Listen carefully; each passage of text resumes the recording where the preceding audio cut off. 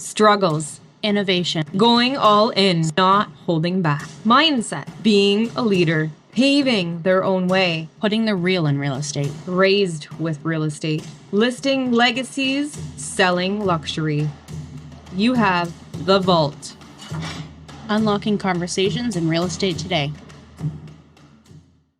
I'm your host, Jess, and let me introduce you to my co-host, Alexa. Alexa, who do we have the privilege of interviewing on the podcast today? Hi, everyone. Today, we have the pleasure of interviewing Terri Hastings, team owner of the Terri Hastings Real Estate Group and my personal mentor. Terri is a top producer in all of Canada for her brokerage, Keller Williams Realty. She's been in real estate for 17 years and has sold thousands of homes over her career. So, Terri, thank you for joining us today.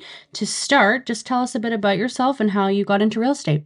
Well, thanks, ladies. This is very exciting to be invited onto the vault to talk about my passion. Obviously, it's real estate. And so I started kind of unknowingly with a passion about real estate at a very young age. I owned my first home when I was 18 years old. Wow.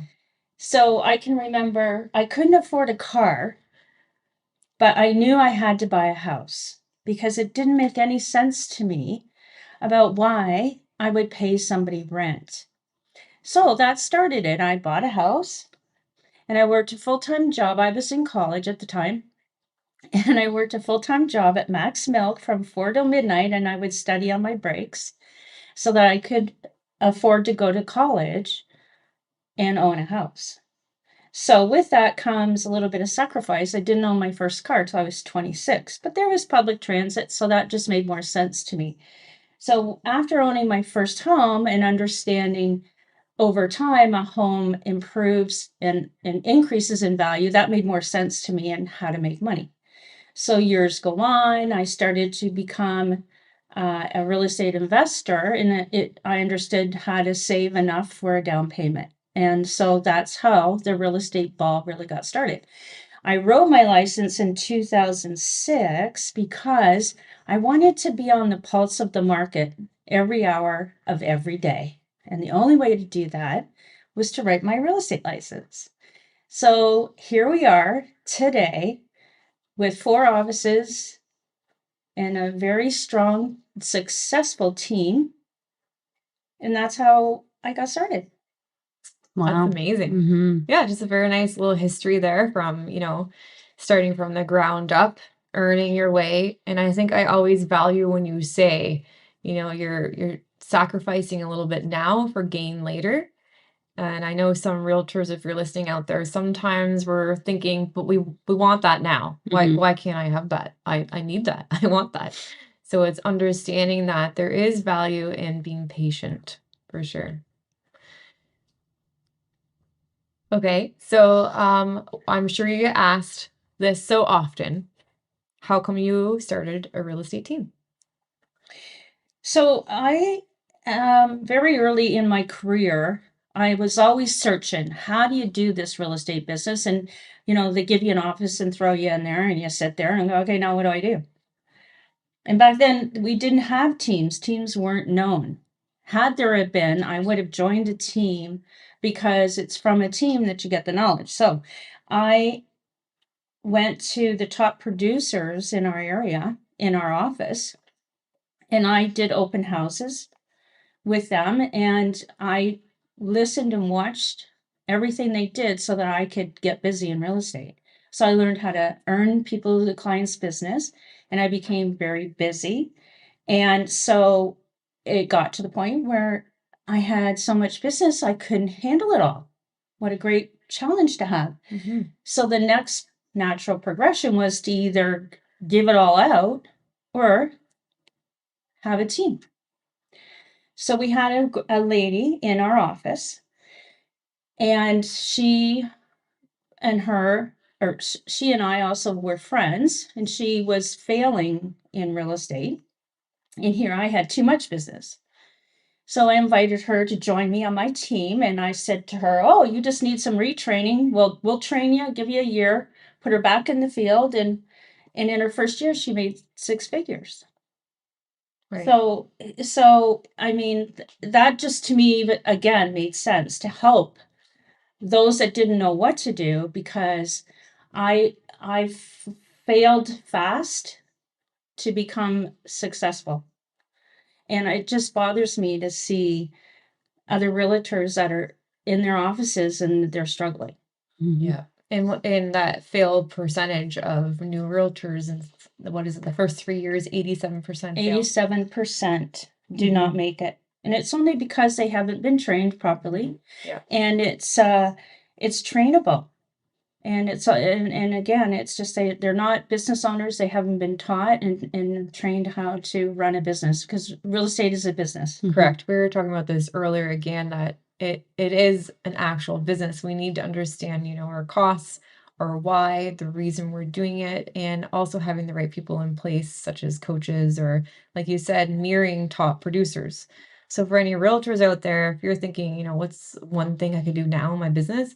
Well, like Terry said, what she did was go to open houses of top producers, mirror them, learn from them, and then apply it as well. I actually have a program for brand new realtors.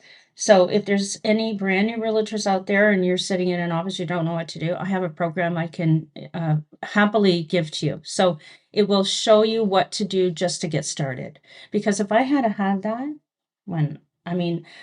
I did a lot of things over and over that I shouldn't have. I got to the final eventually, but if I had had this information, I would have got there a lot quicker.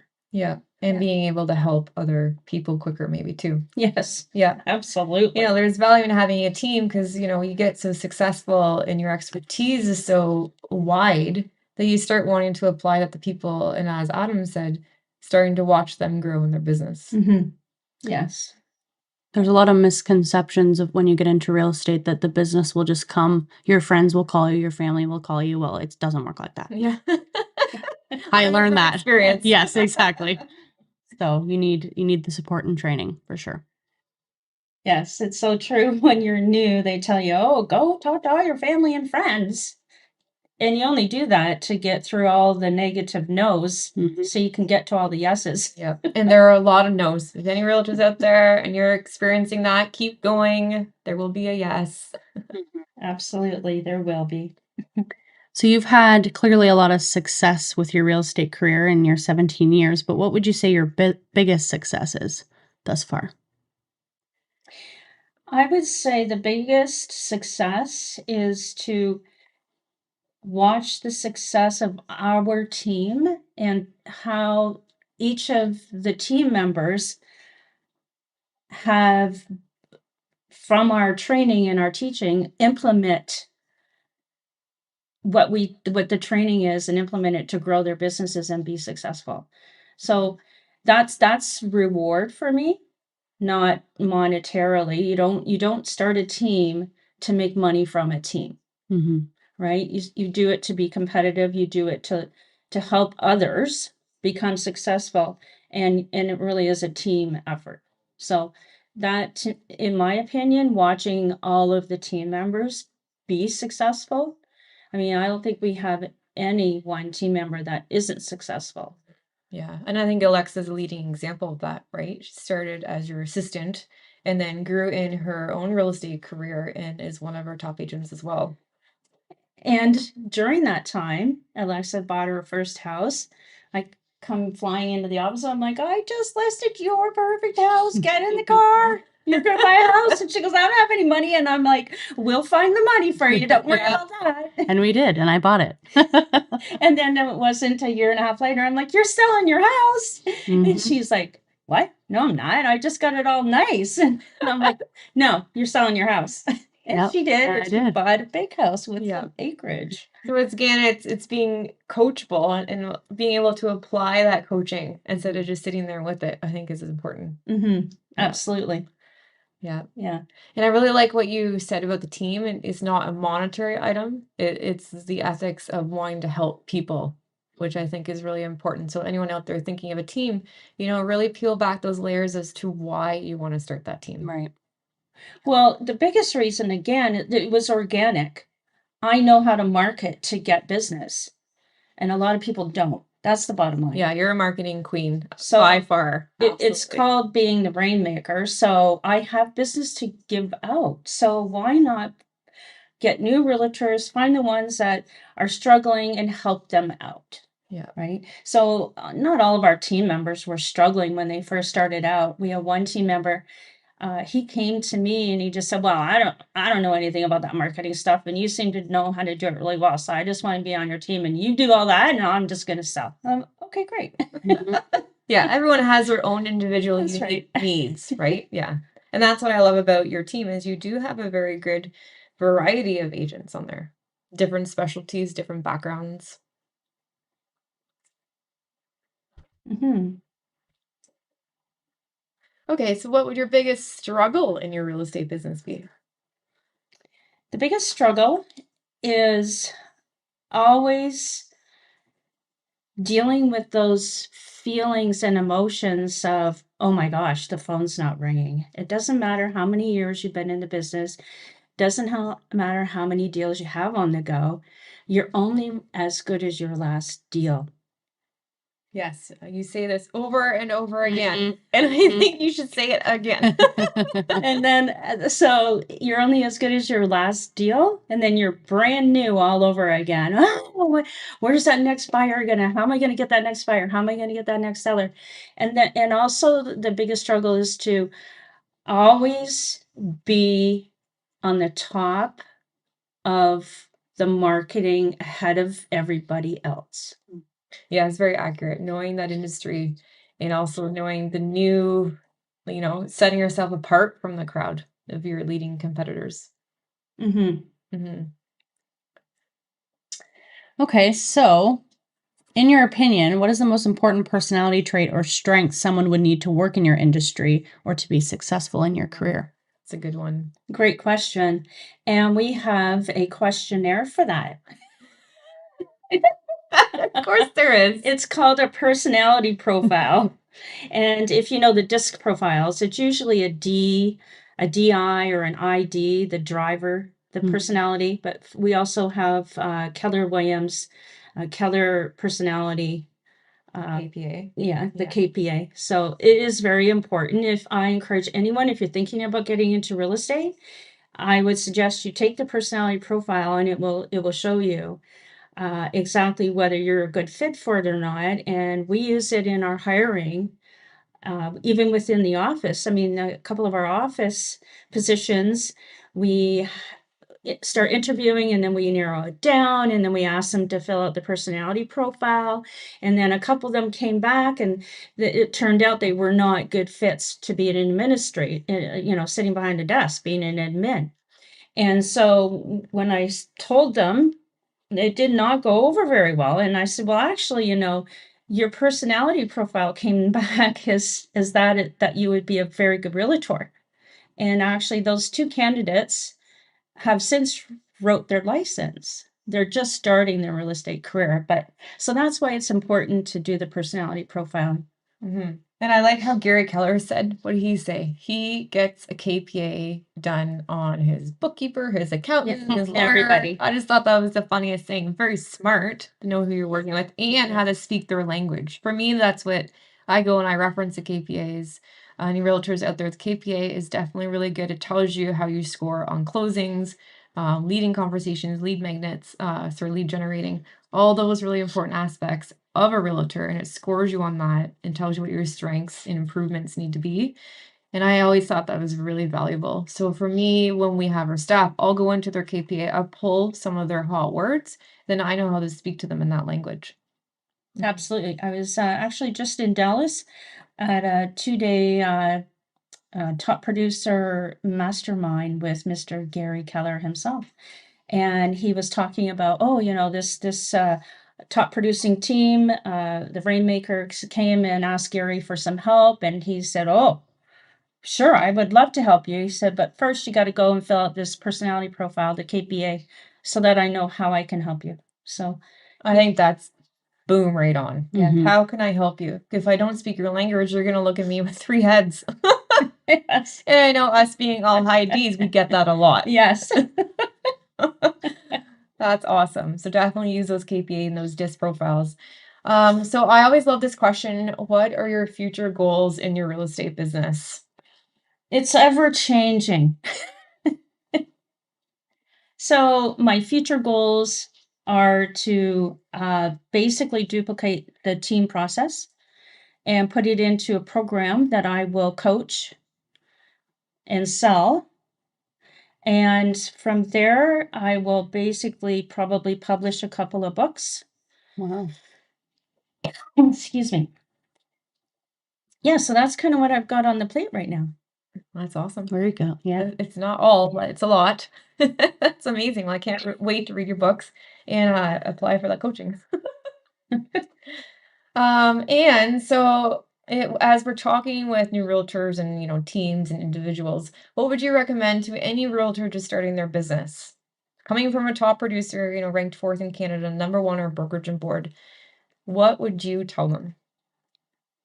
So for a brand new realtor, number one, you need to get in a classroom straight away. You need to find somebody whom you could shadow on a buying appointment and a listing appointment. When you're new, you probably will work with more buyers at first than you will get sellers. So it's important to go to the ones that know, the ones who have done it, who have blazed a path ahead of you, and learn from them and make it easier for yourself. Copy them, duplicate what they do, what they say, how they do everything. And like I said, get in a classroom, get on all the training that you can find. And actually, with Keller Williams, there's a lot of Keller Williams training that is open to all companies online that you can find. And so that is the most important thing. Yeah, that's what I always value about Keller Williams International is you can take training and you don't need to be within the Keller Williams. Like what Huge. integrity and ethics is that? Yeah. Right there. Willing to help everyone. I have a good question. Sure. Okay, so for all our listeners that are either looking to get their real estate license or are brand new in the field, tell us a common myth about our job, our career in real estate. A common myth? Well, I would say a common myth, people actually think you don't have to spend any money to run your business and to market your business. And they think that, oh, I can just get a listing and put it on MLS, it'll sell. Well, that's not the case. Yeah. And there are a lot of expenses in real estate, a lot, and it scares a lot of people. And a common myth is that most new realtors don't understand that you're starting a business. You're a self-contractor, you're starting a business, and they look at it as a job. It's not a job, it's a business. Yeah. Another common myth is that they think that, oh, well, I can, sit at home and do my laundry when when they should be out lead generating and not being consistent. It's just the myth of, oh, well, I get to work whenever I want. Yeah, I would agree because I see that when we interview new agents, a lot of the time when we ask the question, how much do you think your real estate business will cost to get going? Yeah. And sometimes we're given quite interesting answers. And all that means is they just haven't learned yet that it is an actual business. Right. And it's important that we have that coaching and that the correct brokerage to work with that helps teach them that it is a business. You need to spend money to make money. You need to spend money on your marketing. Yeah. And stuff like that. The biggest thing I hear is from people, oh, I'm going to get into real estate so I can make my own schedule. Yeah. Little do they know, oh boy, they're going to be, instead of working 40 hours a week, they're going to be working 80 hours a week. Especially that first couple of years, Yeah. when Adam first worked his and we're just learning the ropes still a little bit, having 3 kids and, selling all of our businesses and going down to one income. It was definitely an eye opener that you take the deals when you get it. Yeah. If your why is strong enough, it will pull you through and it is so worth it. Yeah. And the first few years are critical in building that database. Yeah. So that maybe you can take a Sunday off. That's another episode. Yeah. Database. Yeah. And you build relationships with other realtors that will help cover you, because you do have to have some time off. Yeah. Another big myth is for new realtors is assuming Your friends and family will do business with you. Yes. They will not. No. Everyone's Takes a lot shaking of their head time right for now. them to trust you. Strangers will trust you over your own family. Yeah. I learned that in my very first year. Yep. Yeah. And some innocence there as well. You know, sometimes people don't know that they can go through any realtor for a deal, Mhm. right? They think sometimes they can only go with a listing realtor. Yeah. There's a lot of misconceptions Yeah. about real estate, for Mhm. sure. Another myth that I see a lot in new realtors is they get their license and they assume, well, everybody knows I have my license now. And then I come along and go, no, you cannot be a secret agent. You have Yes. to run up and down the street, yell and scream and kick. Hey, I'm a realtor now. Yeah, that's accurate. I love what our one coach Jen said. You know, if you're not telling them you're a realtor, they don't know you're a realtor. Yeah. It is that simple. Yes. It's simple. You have to live, eat, breathe, sleep, giving your business card out every single day when you're new. Yeah. Tell your $10,000 Tim Hortons story. Yeah, so when I was my brand new first year, I always made myself get up and I would put 20 cards in my pocket, and I wouldn't allow myself to come back home until I had gone out and talked to 20 people and was able to give my card out. So my 10,000 Tim Hortons coffee, I was going to Tim Hortons on purpose, and there was lineup. I thought perfect. So I got in line and I just started talking to the couple in front of me, and I said, "Oh, I should know better than to come into here and come into this Tim Hortons because there's always a lineup." And she goes, "I know." And I said, "Did you know this is the busiest Tim Hortons apparently from here to Tobermory or whatever?" And she's like, "I know it's always busy." And I said, Where are you from? Are you here uh, going to your cottage?" And she goes, "Yeah, actually, it was I think on May or something." And yeah, we're here to open our cottage, and so we always come Tim Hortons first, get our lunch. And I said, "Oh, great, where's your cottage?" "Sauble Beach." "Oh, I live down the road." "No way." So I said, "Yes." I said, "That's a really nice area of cottages." And I said, "You know what? I'm a realtor. I'm going to give you a couple of my cards. If you don't mind, if you happen to hear of anyone who wants to buy or sell, would you mind just giving my card out?" "No problem." So we chit chatted. We both got our coffee. We leave. 2 months later, she calls me, and they're in a kerfuffle with the neighbors, and they just want to sell. They want out. Oh, okay. So I go list it. I dealt with the buyer. So two deals. This is my $10,000 Tim Hortons coffee story. Wow. And I've since sold that same cottage 2 times over. That's my favorite story Yeah. of Terry's. So I know, I love it too. And here's the value of it is learning to lead the conversation on Yes. purpose. Mhm. This is like a whole nother training. Although if you caught what Terry said is I purposely dropped at the right time, whereabouts are you from? And that is the golden question I use. And anywhere I go at our community events, I've heard Terry use it too. So if Mhm. you're a realtor out there and you're wondering how do I start that conversation, it's a simple question. Yeah. Where are you from? And then you lead it from there. People Yes. love to talk about themselves. They do. So it's just asking questions and listening to them. Yeah. Yes. Then I had another grocery store story. I was at the grocery store, and I would actually make myself go to this grocery store sometimes 2 to 3 times a day because I hadn't given out my cards yet. Yeah. So we're leaving the grocery store. It was winter. There was snow on the ground. There was this lady, her buggy was overfilled and she was having trouble pushing it and only had one bag. So I went up and I started to help pull the cart over to her car, and I'm helping her put her groceries in. And I thought, "Oh, I gotta somehow get my card in her hand because I don't have a lot of time. All these groceries are going to be in there in no Yeah. time." So I said, "Oh," I said, "Do you have to go very far with all these?" I said, and she goes, "Oh, no, no." And she goes, "I just have I'm just live over at Francis Lake." I said, "Oh, Francis Lake." I said, "That's an amazing lake." I said, "Are you on the waterfront?" "Yes." "Oh, wow." I said, "You know what? I know that lake very well. I'm a realtor, and I love whenever something comes up over there because I love waterfront." And I said, she goes, "Thank you so much for helping me." And I said, "You know what? Here's a couple of my cards. Would you help me If you happen to know of anyone thinking of buying or selling, would you give out my card? Sure, no problem. 2 months later, her and her husband are getting a divorce. I go list and sell their property. Wow. You never know. That's true. And I think the value of that, again, if we're trying to teach realtors, is you're asking for the business. Don't be afraid to ask for it. And it's simple as like Terry expressed was, hey, here's my card. Take 2. Would you help me? Or would you take the possibility of taking an extra card and handing it out if you need to? Yeah. It's Yeah. so simple. They love to help you. They do. And a lot, when we do our community events, people really do, they're intrigued with what you're doing and they'll at least take it.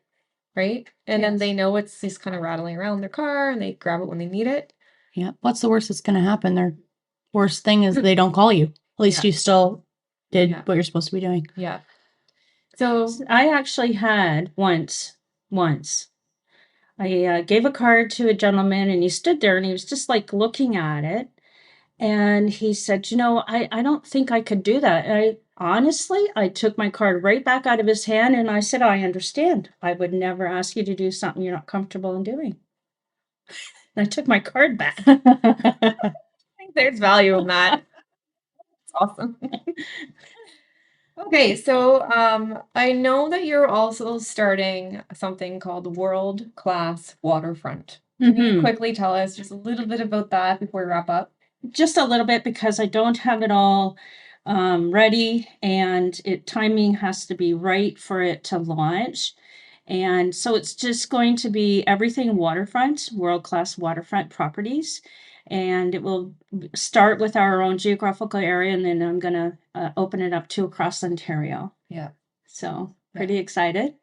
So we're just looking at the branding and getting all the marketing together, and it'll be introduced to be able to be utilized by, of course, our team first. Yep. So we're really excited. Value of being on a team. Yeah. So it's great long-term plans there. So further to that, just to give people a little bit of insight, Terri specializes in waterfront. And so for those looking to find their niche, how did you discover that that was going to be your specialty? How did you get into that? Great question, because some people have a niche of investment or farms. Waterfront, I always, as my mom used to say, you would always hound me to go to the beach every single weekend. And I just like, I have to live near water. I have to work in an area where there's water. So it's always just kind of been a passion of mine. And then over the years, just showing waterfront, just driving. And when you get there, it's like, how blessed are we to live and work in an area that we're surrounded by water? And again, part of another reason why I started a team was so that when I am at the age that I wanted to start to slow down, then the team can take over and I can niche myself. And that's another reason why I just want to sell waterfront, but do it in a large way. Yeah, I'm excited. I'm pumped. And I love the name. Me too. It's going to be awesome. Okay, so Terri, where can we find you and how can people connect with you? Sure. They can email me at terri@terrihastings.ca, or you can find all of my information at on my website, terrihastings.ca. Perfect. And on social media, I'm sure. Yes. Terri Hastings Real Estate Group on Facebook. My Instagram, I have no clue because I don't do it. It's the same with Adam. Yeah. So the leverages. Leverage. Yep. So hire it out. What did I learn in my first 3 years? Leverage. Yes. Empower others to do it. Yes, exactly. So that you can focus on selling. Yes. Yeah. Know your job. Yeah. Well, thank you for joining us. Thank you and for taking the having time and giving our listeners some insight into how to become a top producer. Yeah. Great. Awesome. Anytime. Thank you. And thanks for joining us on The Vault. See you next time.